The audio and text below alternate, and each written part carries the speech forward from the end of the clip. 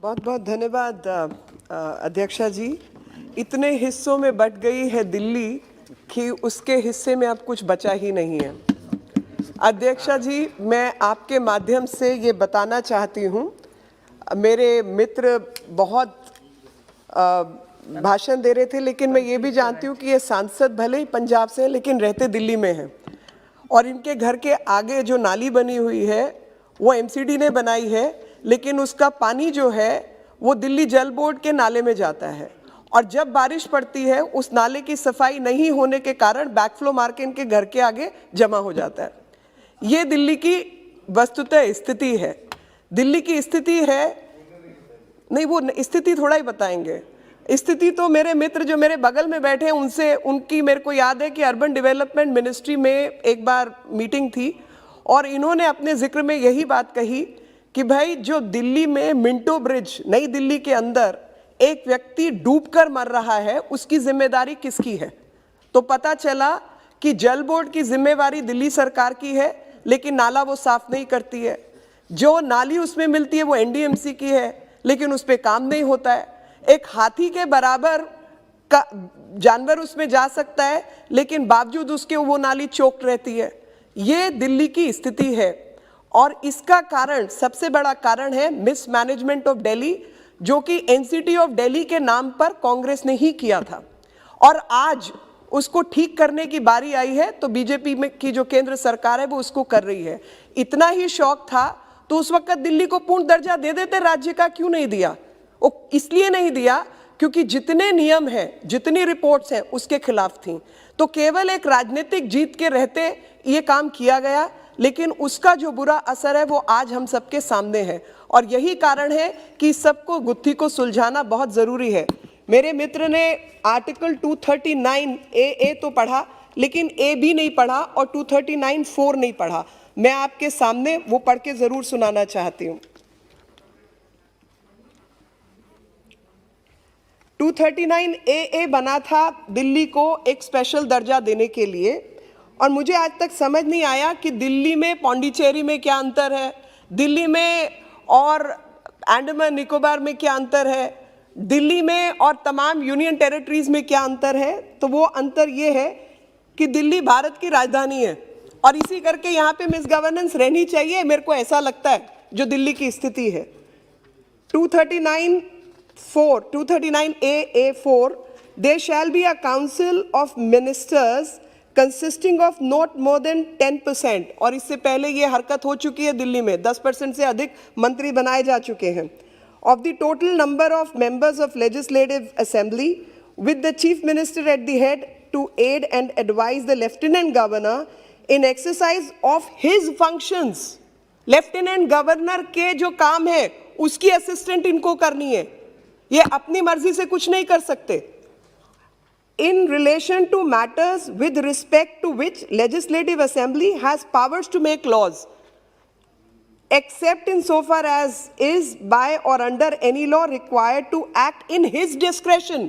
Lieutenant governor की discretion है, provided that in case of difference of opinion between lieutenant governor and his ministers on any matter, the lieutenant governor shall refer it to the president for decision। यानी reference का अधिकार, lieutenant governor की मर्जी का अधिकार, lieutenant governor के काम करने का अधिकार जो है वो काउंसिल ऑफ मिनिस्टर्स के ऊपर है।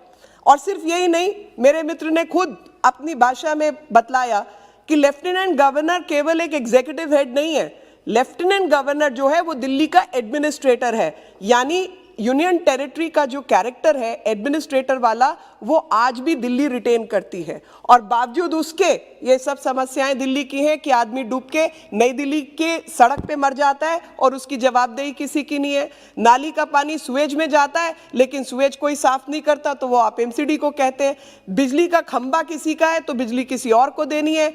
और सबसे बड़ी बात सुनिए कि बिजली का खंबा म्यूनिसिपल कॉरपोरेशन लगाती है, लेकिन दिल्ली असेंबली कहती है कि हम इसको बिजली देंगे, और उस खंबे के ऊपर जहां ऑलरेडी लाइट लगी हुई है नीचे एक और ब्रैकेट लगाकर दिल्ली की जनता का पैसा खराब कर देती है। मुझे मालूम है कि इसी सदन के अंदर कई बार ये बात हो चुकी है। महाराष्ट्र से मेरी मित्र ने कभी एडवर्टाइजिंग को लेकर बात की थी। तो मैं आपके माध्यम से आज दिल्ली की जनता को चेताना चाहती हूँ कि 524 करोड़ एक शहर में एक सरकार का एडवर्टाइजिंग बजट है, जो शीला जी के समय पे 32 करोड़ था, उससे पहले 11 करोड़ था। अब मैं कहती हूँ चलो भाई नई सरकार आई तो 32 का 50 कर सकती है, 524 करोड़। और 524 करोड़ ही नहीं, वो 524 करोड़ के इश्तेहार बैंगलोर में, गुजरात में, उत्तर प्रदेश में सब जगह छपते हैं। ये दिल्ली की स्थिति है, ये दिल्ली की असलियत है कि कोरोना के समय पर दिल्ली के अंदर लाशों के ढेर लग जाते हैं। यहाँ के मुख्यमंत्री अपने घर से बाहर नहीं निकलते और मजबूरी में, क्योंकि ये केंद्र है, भारत की राजधानी है, गृह मंत्री को हस्तक्षेप करके यहाँ पर नेताजी के नाम पर और सरदार पटेल के नाम पर इंस्टीट्यूट खड़े करने पड़ते हैं और वो सब काम करवाने पड़ते हैं जो कि कायदे से दिल्ली के स्वास्थ्य मंत्री को करना चाहिए। यहाँ पर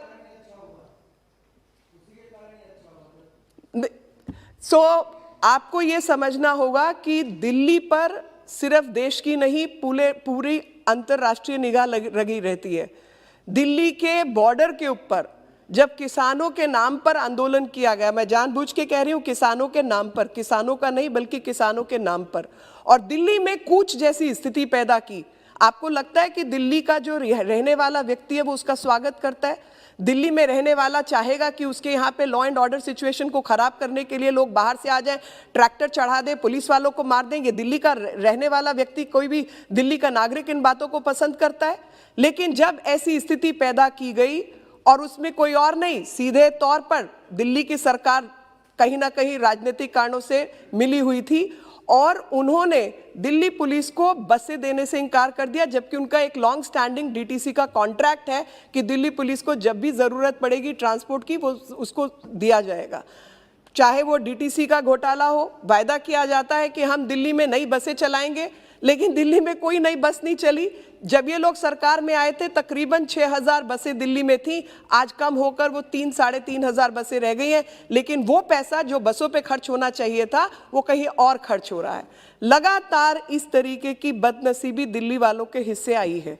अब उस बदनसीबी को ठीक करने के लिए अगर संविधान के द्वारा जो स्कीम ऑफ थिंग्स है उसकी इम्प्लीमेंटेशन सरकार करने का प्रयास कर रही है, तो इन लोगों को तकलीफ क्यों हो रही है? क्योंकि इन्हीं लोगों ने ये बवाल क्रिएट करने वाले कोई और नहीं बल्कि कांग्रेस की ही सरकार थी जिसने इस तरीके का विभाजन खड़ा किया, जहां पे 3 MCDs देखा जाए तो मेरे जो बाकी राज्यों से आने वाले मित्र हैं उनको ये बात समझ नहीं आएगी कि पानी राज्य सरकार का काम होता है या म्यूनिसिपैलिटी का काम होता है। अधिकतर राज्यों में जहां मैं जानती हूँ, जहाँ राज्य है वहाँ पे म्यूनिसिपैलिटी के हिस्से पानी आता है। अभी कुछ दिन पहले मेरी एक कॉलेज में मेरे साथ पढ़ने वाली सीनियर का फ़ोन आया कि चित्रा विहार के अंदर बड़े दिनों से पानी नहीं आ रहा और सुएज का पानी मिक्स होके आ रहा है, तुम कुछ करती क्यों नहीं हो? अब बताइए, मैं उनके आगे हाथ खड़ा कर दूं कि भाई मैं तो कुछ कर ही नहीं सकती क्योंकि ये दिल्ली जल बोर्ड का काम है और दिल्ली जल बोर्ड वाले मेरी बात नहीं सुनते। राज्यसभा में काम करने वाले लोग, अनगिनत लोग मेरे पास आए कि हमारे क्वार्टर्स के अंदर हमने नए हमारे लिए स्कीम खुली और हमने उन क्वार्टर्स में घर बनाया, लेकिन वो सब करने के बावजूद हम लोगों को पानी ही नहीं मिला। तो अब आम आदमी पार्टी के नाम पर, पार्टी का नाम है आम आदमी पार्टी, लेकिन आम आदमी जो रहता है उसको पानी कैसे नहीं दिया जाना ये आम आदमी पार्टी की सरकार बहुत अच्छे से जानती है। और यही कारण है कि राज्यसभा में काम करने वाले जो हमारे लोग हैं उनके यहाँ पे एक टैंकर माफिया चलता है और उसमें 1 महीने का 10,000 रुपया आपको देना है तो टैंकर आपके यहाँ आएगा, नहीं तो आपके यहाँ टैंकर नहीं आएगा। ये दिल्ली की स्थिति है।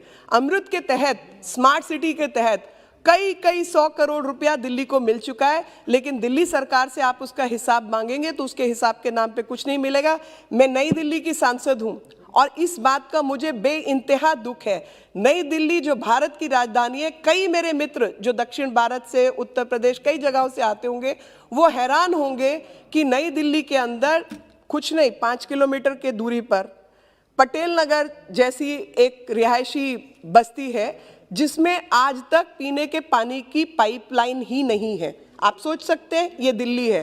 ये दिल्ली है। आंध्रा वाले मित्र मेरी तरफ देख के इशारा कर रहे हैं, क्योंकि आंध्र प्रदेश में उनकी कॉन्स्टिट्यूएंसी में पानी पहुंच चुका है, लेकिन नई दिल्ली के अंदर सेक्टर 2 गोल मार्केट, वहां पर मेरे आने तक पानी नहीं था। आपको हैरानी होगी, और all India institute of medical sciences, जिसके सब जो वहां पे स्टाफ क्वार्टर्स है, वहां पर पहली बार पानी की पाइपलाइन लड़ झगड़ के एनडीएमसी से, क्योंकि वो गृह मंत्रालय के तहत काम करती है, कुछ मेहनत करके वहां पर हमने पहली बार पानी पहुंचाया, नहीं तो वहां पर पीने के पानी के लिए पाइप वाटर सप्लाई नहीं थी। ये नई दिल्ली की स्थिति है, और यही कारण है कि ये सिर्फ नई दिल्ली की नहीं, ये बल्कि दिल्ली की स्थिति है, और इस बदहाली के लिए कोई और नहीं बल्कि ये सब आम आदमी पार्टी के नाम पर कांग्रेस, ये सब मिलीजुली सरकारें जो हैं, इन लोगों के कारनामे रहे हैं।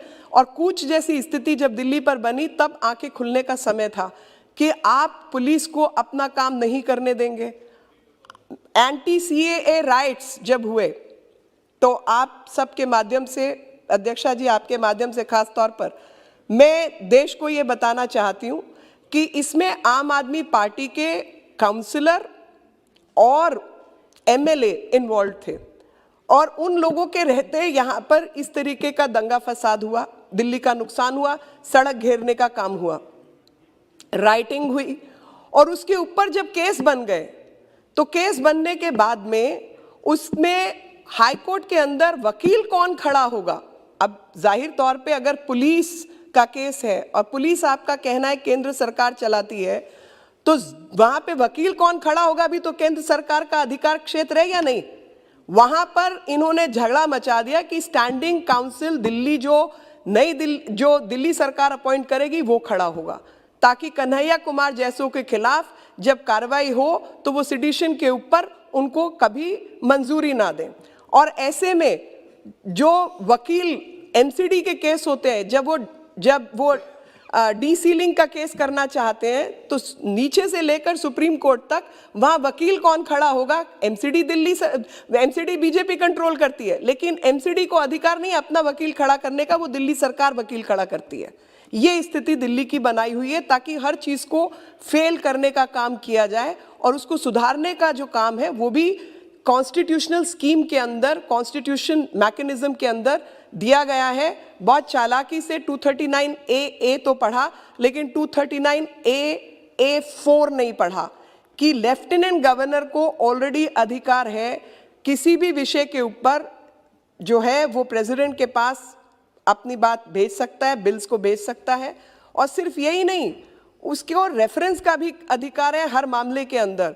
और जब लोग कहते हैं फेडरल स्ट्रक्चर, मुझे लगता है अमेरिका में कुछ ज़्यादा पढ़ के आ जाते हैं और वहाँ से इतने प्रभावित हो जाते हैं कि भारत का संविधान भूल जाते हैं। और वो भारत का संविधान जो है वो फेडरल स्ट्रक्चर नहीं है, हम क्वाज़ाई फेडरल स्ट्रक्चर है, जहाँ पे केंद्र की महत्ता राज्य की महत्ता से कहीं अधिक है। और यही कारण है कि भारत इकट्ठा है।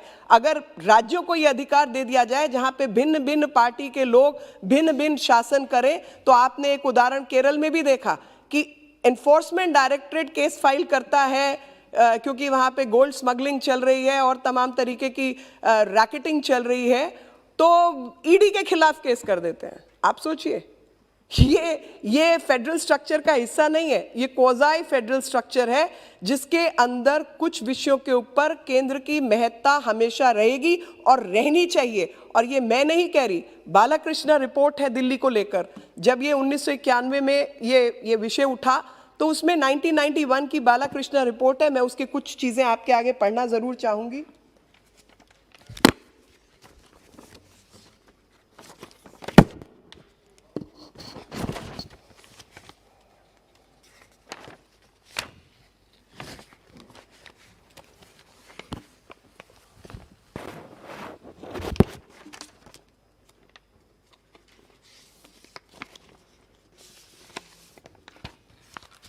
अध्यक्षा जी, बालाकृष्ण रिपोर्ट ने कहा कि full statehood cannot be extended to NCT of Delhi considering its importance as the seat of union government. Bharat की राजधानी होने के कारण, यूनियन की सरकार यहाँ होने के कारण दिल्ली को कभी भी पूर्ण राज्य का दर्जा नहीं दिया जा सकता। ये बात मेरी कही हुई नहीं है, बल्कि ये बात बालाकृष्ण रिपोर्ट में कही गई है। और इसीलिए कुछ यूनिक फीचर्स हैं जिसमें एलजी का रोल बहुत महत्वपूर्ण है और वो एडमिनिस्ट्रेटर है मनीष जी की अपने शब्दों के अंदर। और जो मॉडल तैयार किया गया, the model of government of union territory act 1963, उसको फॉलो किया जाना चाहिए, जिसमें creation of local legislative assembly, council of minister with restricted powers, उसमें रिस्ट्रिक्शन है। आप सोच सकते हैं कि जहां पे संसद के अधिकारों की बात आएगी, हम लोग कौन सी एडमिनिस्ट्रेटिव, हम लोग संसद में बैठे हैं, केंद्र सरकार को लेकर रिप्रेजेंट कर रहे हैं, लेकिन क्या डे टू डे फंक्शनिंग पे किसी भी सरकार के हमारा कोई अधिकार है? जवाब है नहीं। डे टू डे फंक्शनिंग पे किसी भी चुनी हुई सरकार का अधिकार नहीं है। लेकिन यहां पर दिल्ली की एक राज्य सरकार ये क्लेम करती है मेरा अधिकार है कुछ भी इन्वेस्टिगेट करने का, कुछ भी इंक्वायर करने का और किसी भी हद तक जाने का, जो अधिकार उनके पास नहीं है। और खास तौर पे जब रिस्ट्रिक्टेड पावर्स की बात, बालाकृष्ण कमेटी रिपोर्ट और इतने सारे सुप्रीम कोर्ट के जजमेंट, हाई कोर्ट के जजमेंट्स ने कही है, तो ये अपने आप से उस अधिकार को अज्यूम नहीं कर सकते कि ये अधिकार मेरा है और मेरी मर्जी यहाँ चलेगी, या मर्जी आपकी नहीं, यहाँ दिल्ली के लोगों की मर्जी चलेगी। और जब आप कहते हैं आप चुनी हुई सरकार है, तो मान लीजिए कि हम सब भी चुने हुए लोग हैं, यहाँ पे म्यूनिसिपल कॉरपोरेशन भी चुने हुए लोगों की है। ये बैलेंस ऑफ पावर है और इस बैलेंस ऑफ पावर के अंदर किसी राज्य सरकार को अधिकार नहीं है, आम आदमी पार्टी को अधिकार नहीं है कि भाजपा के कार्यों में हस्तक्षेप करे और कामों को रोके। बोलने दो, अच्छा विषय। Executive powers to be retained in union of India, ये रिपोर्ट में है। एग्जीक्यूटिव पावर्स जो है वो रिटेन की जाएंगी और सेंटर के, केंद्र के इंटरेस्ट को प्रोटेक्ट किया जाएगा। अभी केंद्र का इंटरेस्ट दिल्ली में क्या है?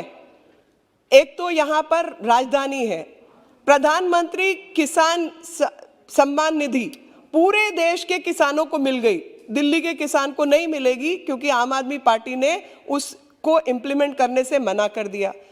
आपको सब तरफ मतलब सड़कों के ऊपर झुग्गी झोपड़ी लगाए हुए लोग मिलेंगे जिनको जबरदस्ती वहां बिठाया जाएगा और राज्य सरकार उसको नहीं हटाएगी क्योंकि वो एक वोट बैंक है।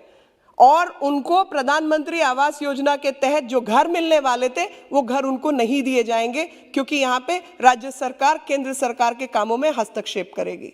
यहाँ पे अमृत का पैसा तो लिया जाएगा लेकिन पटेल नगर में पानी नहीं पहुंचाया जाएगा, चित्रा विहार के अंदर सुएज आएगा और हौस खास के अंदर लोग मुझे कहेंगे कि बहन जी यहाँ पर आप फेंसिंग करवा दो, हमारे घरों में बहुत शोर आता है। तो मैं कहूँगी जी पीडब्ल्यूडी के पास ये सड़क है और इस पीडब्ल्यूडी की सड़क का जो 19,000 करोड़ का इनका बजट है उसमें ये कुछ करवा सकते हैं। एमएलए के पास पैसा है, मेरे पास तो है नहीं। और सबसे बड़ी बात आप समझिए कि सांसद की सांसद निधि कितनी है? 5 करोड़ 1 साल की, और वो भी 2 साल के लिए नहीं है। लेकिन एक संसदीय क्षेत्र के अंदर 10 लेजिस्लेटिव असेंबलीज हैं और उन 10 असेंबलीज के अंदर एक एमएलए के पास 10 करोड़ रुपया है साल का और जिसका वो इस्तेमाल नहीं करता। और मैं हंस के कहती हूं, मतलब 1 साल के अंदर समझिए मेरे क्षेत्र में 10 into 10 100 यानी 100 करोड़ रुपया आप मेरे को खर्च करने का प्रावधान कर दें तो मैं आपको बताती हूँ नई दिल्ली के अंदर पानी बिजली कैसे पहुंचाया जाता है। और उसमें भी बिजली के जब ट्रांसफार्मर्स फटे जा रहे थे 2015 में, वो पैसा केंद्र सरकार से मैं मांग के लेके गई थी। मैंने रिक्वेस्ट किया था कि हमें पानी बिजली की बहुत असुविधा है, आप कुछ पैसा दे दीजिए। वो स्पेशल प्रावधान करा के किया लेकिन लेबल उस पे अरविंद केजरीवाल ने अपना लगा दिया। पैसा हमने मांगा और स्पेशल प्रावधान मांगा। ये दिल्ली की स्थिति है। And executive power to be retained in union of India and additional safeguards to be provided for protecting the centre's interest in relation to every subject.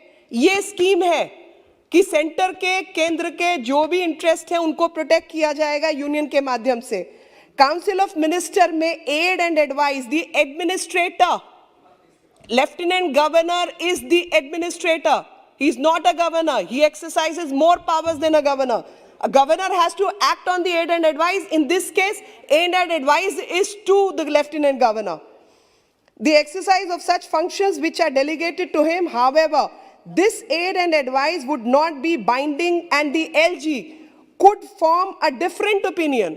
LG को अधिकार है अपनी अलग अलग मत रखने का और फाइनल डिसीजन के पहले वो उसको प्रेसिडेंट को भेज सकता है। जब भी इंपॉर्टेंट कोई सर्कमस्टांस है तो उसमें वो डिसीजन भी ले सकता है। For stability alone, the provision for Delhi may be inserted. So constitution के अंदर कॉन्स्टिट्यूशनल अमेंडमेंट के द्वारा जो अभी किया जा रहा है उसमें जो ये परमानेंट सवाल है कि दिल्ली राज्य है, केंद्र यूनियन टेरिटरी है, राज्य का पूर्ण दर्जा मिलना चाहिए, नहीं मिलना चाहिए, क्या होना चाहिए, उसके ऊपर एक क्वाइटस लग जाता है, उस पर एक सील लग जाती है कि भाई अब ऐसे ही काम होगा। लेफ्टिनेंट गवर्नर के अधिकार हैं, उसके तहत असेंबली को उसको सपोर्ट करना होगा और आप इन मान्यताओं से बाहर आपके पास कोई अधिकार नहीं है। आपके पास अधिकार है दिल्ली की जनता की सेवा करने का। आप दिल्ली के मालिक नहीं हैं, जो कि दिल्ली के मुख्यमंत्री लगातार कहते हैं मैं दिल्ली का मालिक हूं। दिल्ली का मालिक कोई और नहीं, दिल्ली की जनता है और जिसकी सेवा में हम सब खड़े हैं। एमसीडी भी खड़ी है और सांसद भी खड़े हैं और दिल्ली ने हमें भी चुनकर भेजा है, हम भी चुनी हुई सरकार का हिस्सा है। हमारे अधिकारों का हनन भी उसका नहीं है। अधिकार अध्यक्ष जी, मेरा दर्द दिल्ली की जनता का दर्द है और मुझे दर्द है, मुझे बहुत दर्द है। मुझे दर्द है कि ऐसे निकम्मे लोग चुनकर दिल्ली में बैठ गए जिन्होंने दिल्ली को तबाह कर दिया है। जहां पर राशन की दुकानों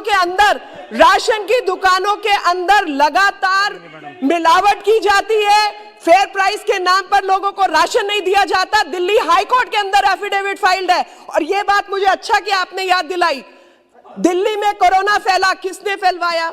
आपने जब पूरा देश एक है और दिल्ली भारत की राजधानी है, यहां से आए हुए माइग्रेंट लेबरर्स को भगाने का काम किसने किया? हमने नहीं किया। और उनके लिए डीटीसी की बसें लगाई जाती है, पुलिस को पहुंचाने के लिए डीटीसी की बसें अवेलेबल नहीं है। आपको समझना होगा कि दिल्ली सरकार ने हाई कोर्ट के अंदर एफिडेविट फाइल किया और कहा कि जहां 39,000 टन अनाज केंद्र सरकार ने दिल्ली को दिया है, वहां पर दिल्ली ने सिर्फ 63 टन अनाज बांटा था। और मैं एक सांसद होकर यह बात कह सकती हूं आज यहां पर इस सदन के अंदर, एक अकेले एक दिन के अंदर मेरे जैसे अन्य सांसदों का भी रिकॉर्ड रहा होगा कि 70 टन तो हमने एज एमपीज बांट दिया और कोई हमारे पास सरकारी सुविधा नहीं थी। अपने लोगों की मदद से ये सब काम किया गया। ये हालत है दिल्ली की हालत है कि केंद्र सरकार से प्याज उठाया जाता है लेकिन दिल्ली में प्याज की ब्लैकमेल किया जाता है। ये दिल्ली की हालत है। प्रधानमंत्री आवास योजना लागू नहीं की जाती, आयुष्मान भारत लागू नहीं किया जाता। हर जगह पर ये अधिकार, तो जो लोग ये कहते हैं, अध्यक्ष जी मैं आपके माध्यम से स्कीम बताना चाहती हूं कि जो 239AA है उसको आपको पढ़ना पड़ेगा 239AA4 के साथ, जहां पे लेफ्टिनेंट गवर्नर के अधिकारों को मुकर्रर किया गया है और उसी के आधार पर सेक्शन 44(2) का जो अमेंडमेंट है वो लाया गया है, जिसमें बताया गया है कि एक्सप्रेशन है वो इन the name of lieutenant governor, यानी सरकार मायने तो एनसीटी ऑफ दिल्ली होगा, यानी आप जो सरकारी काम करेंगे उसमें लेफ्टिनेंट गवर्नर के नाम पर वो होगा और वही एनसीटी ऑफ दिल्ली है और यही दिल्ली की स्कीम है। और जो फॉर्मूला है और जो डेफिनेशन है उसके अंदर जो ऑल्टरिंग द डेफिनेशन, यानी गवर्नमेंट सरकार की डेफिनेशन, सरकार की कोई डेफिनेशन बदली नहीं गई है क्योंकि सरकार की डेफिनेशन ही नहीं है। और क्योंकि सरकार की डेफिनेशन नहीं है इसलिए जो पावर्स प्रेसिडेंट के लिए रिजर्व्ड हैं, जो पावर्स लेफ्टिनेंट गवर्नर की हैं और लेफ्टिनेंट गवर्नर की पावर हर मामले पर अपनी ओपिनियन देने की है, ये तो स्कीम ऑलरेडी एग्जिस्ट करती है और उसी स्कीम को स्पष्टता से लागू करे जाने के लिए ये अमेंडमेंट लाया गया है और गवर्नमेंट क्या होगी उसको डिफाइन किया गया है। और जो मैसेज है, मैं आपको एक उदाहरण देना चाहती हूँ कि 2017 में प्रेसिडेंट के माध्यम से पहले बिल लाया गया 2015 में, Delhi right of citizen to time bound delivery of services, और उसमें इन्होंने गवर्नमेंट की जो डेफिनेशन है टर्म गवर्नमेंट को बदलने का प्रयास किया गया, और वो प्रेसिडेंट के पास जब भेजा गया तो प्रेसिडेंट ने उस गवर्नमेंट को ओमिट किया, उसको हटाया, और उसके बाद ये असेंबली से पास हो सका। उसी प्रकार से एक Delhi Netaji Subhash university of technology NSIU Delhi, ये 2017 का जो है वो MHA की चिट्ठी है, 15 में बिल आया, उसमें भी यही स्थिति खड़ा की गया, और उसमें गवर्नमेंट को इन्होंने डिफाइन करने का प्रयास किया, और उसको भी हटाकर जब भेजा गया प्रेसिडेंट द्वारा, राष्ट्रपति जी द्वारा, तब वो पारित हुआ। यानी इतना टाइम वेस्ट करना, जो काम अमूमन जल्दी से हो सकता है, गवर्नमेंट मतलब NCT ऑफ दिल्ली करके आप बिल पास कीजिए। और इसीलिए आज तक क्योंकि कोई डेफिनेशन नहीं थी, कंफ्यूजन पैदा किया गया था, और जानबूझ के कंफ्यूजन पैदा किया गया था, ऐसा मैं मानती हूँ। इसको स्पष्टता से अब अमेंड करके ये बताया गया है कि जो सेक्शन 21 है NCT ऑफ दिल्ली एक्ट का, उसको बदलकर अब सरकार का मतलब ही in the name of governor, lieutenant governor आपको करना होगा, और वही प्रावधान परमानेंटली रहेगा, और यही स्टैट्यूटरी सोल्यूशन है आए दिन की प्रॉब्लम का।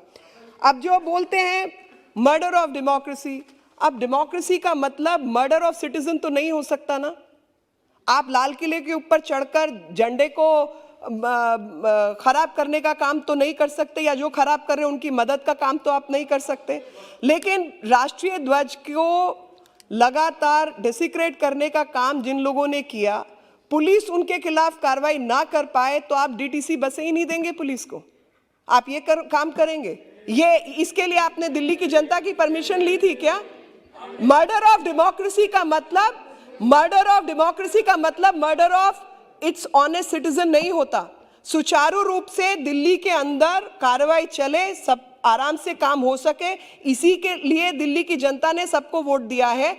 और जब कोऑपरेटिव फेडरलिज्म की बात लोग करते हैं तो कोऑपरेटिव तरीके से काम किया जाना चाहिए। जहां पे कोऑपरेटिव तरीके से काम नहीं किया जाएगा वहां पे जवाबदेही आपकी है, हमारी भी है, और हमारी ज्यादा है क्योंकि हम सेंटर में बैठे हैं, इसलिए उसको सुधारने का काम भी हमारा ही है। ऐसा संविधान ने हमको अधिकार दिया है, आपने नहीं दिया। आपके अधिकार देने लेने से कुछ नहीं होता। This will impede development and progress of NCT of Delhi by enhancing the powers of LG. अरे LG का पावर हम नहीं दे सकते, और LG की पावर क्या होती है वो संविधान ने मुकर्रर किया है। लेफ्टिनेंट गवर्नर की पावर, हमारे मित्र शायद गलती से बोल गए कि वो एडमिनिस्ट्रेटर है, गवर्नर नहीं है। गवर्नर को काउंसिल ऑफ मिनिस्टर्स की एडवाइस पे काम करना है, लेकिन लेफ्टिनेंट गवर्नर को असिस्ट काउंसिल ऑफ मिनिस्टर ने करना है। अगर ये अंतर समझ आ जाता तो ये द्वंद्व ही नहीं होता। फैक्ट तो ये है, लेफ्टिनेंट गवर्नर का अधिकार क्षेत्र एडमिनिस्ट्रेटर वाला है, और उसके पास एग्जीक्यूटिव पावर्स और एडमिनिस्ट्रेटिव पावर्स दोनों वेस्ट करती हैं, तो इसलिए वो सुपरविजन ऑन एग्जीक्यूटिव पावर भी होगा। देखिए जी, हम ये जानना चाहते हैं कि लोग बोलने के बाद क्यों आप चला जाता है? कम से कम एक दूसरे की बात को सुनने के बाद मैं अच्छा वहाँ जाकर बैठ गए। अच्छा, लेकिन जितनी बातें हो रही है इसमें आपको सुधार समझ में आ रहा है कि कितनी गलतियां आप लोग के अध्यक्षा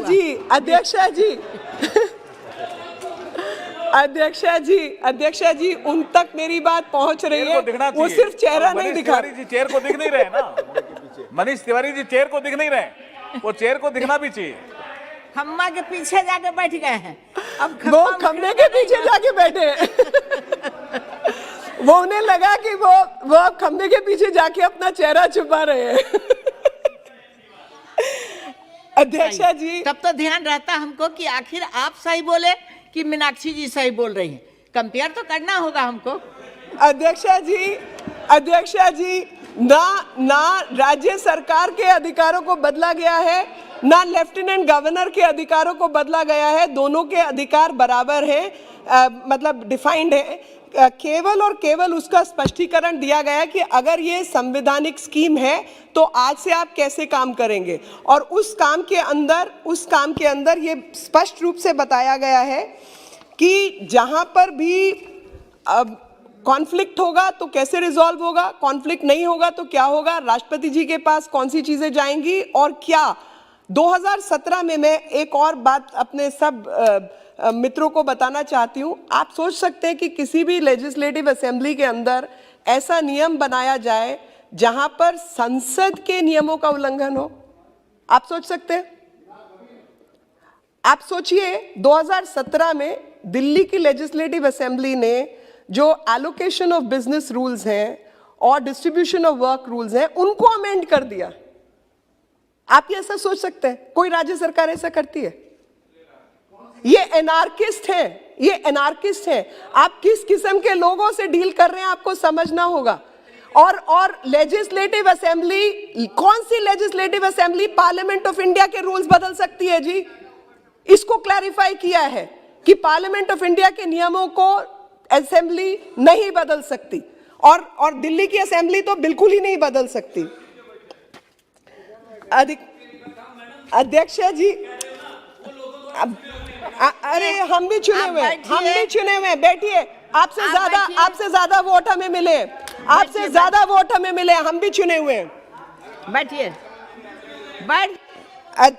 चुनने से पहले पता कर लेना था कि लेफ्टिनेंट गवर्नर वाला राज्य है या गवर्नर वाला राज्य है, तो शायद ये कंफ्यूजन खत्म हो जाता। हम नहीं हारते, हम, और आपको हारने का बहुत एक्सपीरियंस है। मैं एक अब इन्होंने हारने की बात कही तो मेरे को लगा एक चुटकुला सुना दिया जाए।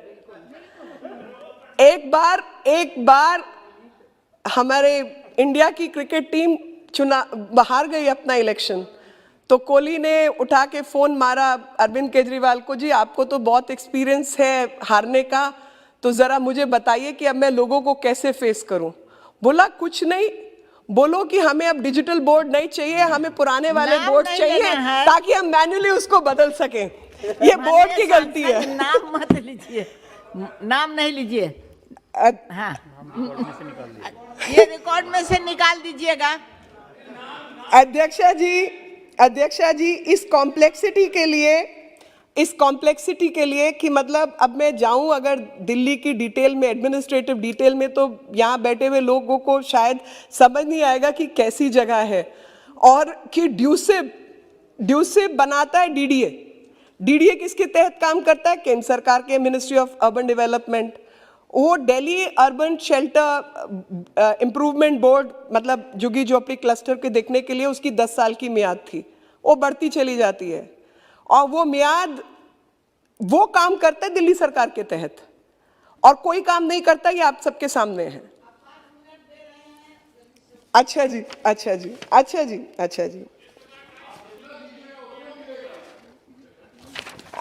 जी बोल रही है, इतना अच्छा बोल रही है, तो मैं टाइम तो दूंगी।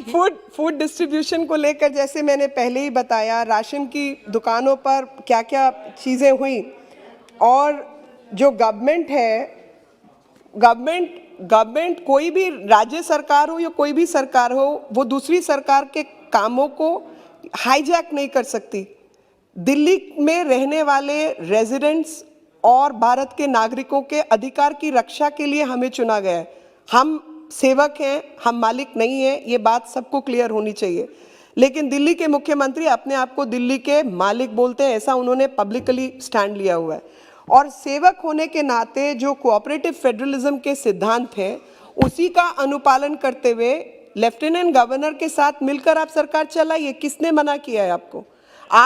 आप असेंबली में वो नियम पारित करें जो दिल्ली की जनता के महत्व के हैं। आप लोगों को पानी दें, बिजली दें, ट्रांसफार्मर्स लगाएं, पढ़ाई अच्छे से कराएं, झूठ मूठ के मोहल्ला क्लिनिक में पैसा खराब करने की बजाय आयुष्मान भारत को लागू कर दें, जो आप नहीं कर रहे हैं। तो इसलिए कोऑपरेटिव फेडरलिज्म दिया गया है। और जो CAA, एंटी CAA और जो फार्मर्स के नाम पे जो प्रोटेस्ट हुए, उन्होंने दिल्ली की सरकार का, आम आदमी पार्टी सरकार का असली चेहरा जो है वो दिखा दिया है।